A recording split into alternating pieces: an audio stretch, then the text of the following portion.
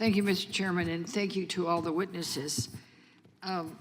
So once again, MAGA Republicans are here talking about something that, quite frankly, seems to just be made up. And I think I want to just stick to talking, Mr. Kirschner, because I know you've already talked some about Project 2025, and we've talked about several aspects of it.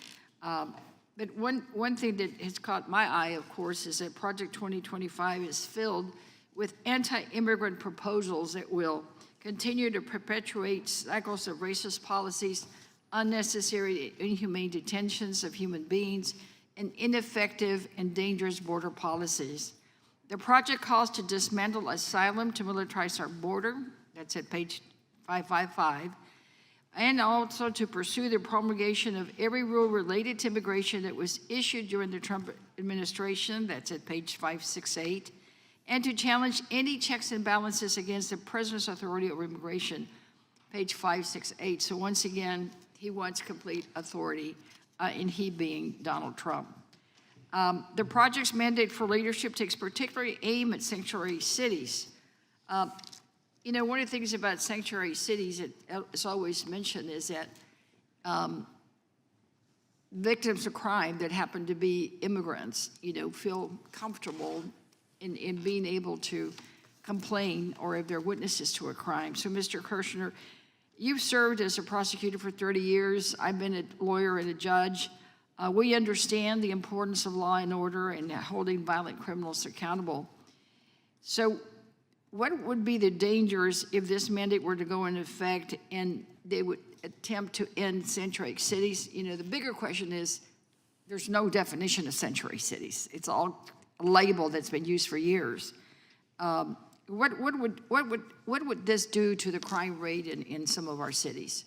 You know, I think it could potentially increase it. If you deter people from reporting that they have been victims of violent crime for fear of what will happen to them if they report that victimization, all you're doing is creating an enormous class of folk who are going to continue to be victimized, and that can grow. Maybe they will then commit crimes themselves because the whole thing begins to operate outside the rule of law. So, you know, I think, you know, those kind of approaches present real challenges and could increase crime when it sounds like it's designed to decrease crime.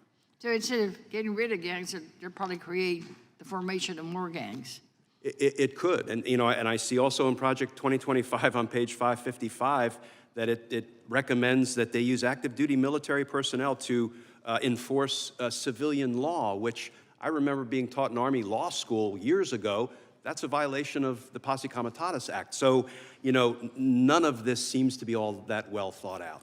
Right, and then another priority in the mandate's proposal for the Department of Justice, my colleagues, especially Representative Lynch, have already alluded to all this. The mandate reads, and I'll read it again because it's worth repeating. It's at page 569.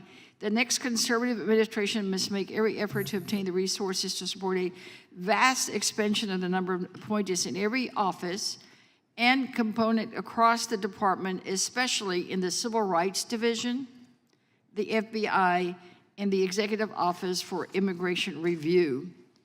So just a complete dismantling of those offices. So in essence, this proposal is to strip the department, including the immigration enforcement, of career civil servants who, of course, you know, would lead probably, you know, if they're concerned about Mr. Allen not having, you know, 2 years of pay, which of course I agree it's concerning.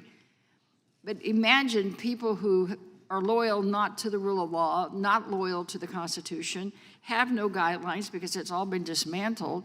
They could probably, anyone that appears before them, they could probably suspend all of them for 2 years and give them no pay because there would be no rules. Wouldn't you agree? Yeah, and if you have supervisors who are not, you know, making decisions based on the rule of law, the facts and the evidence, but political considerations, you know, my supervisors could tell me, you know, investigate this crime, don't investigate that crime.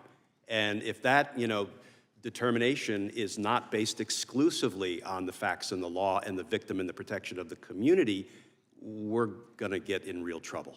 So a case like Mr. Allen could be multiplied in the thousands if there's no rules and no regulation, and there wouldn't be an inspector general It to could be. review anything. And let me go on record as saying I support whistleblowers. Absolutely. And retaliation against them needs to be stamped out. So Absolutely. we have this thing called an adoptive admission. So when somebody says I believe or don't believe something, I just feel compelled to put on the record what I actually believe. Right. Well, thank you, and I yield back, Mr. Chairman.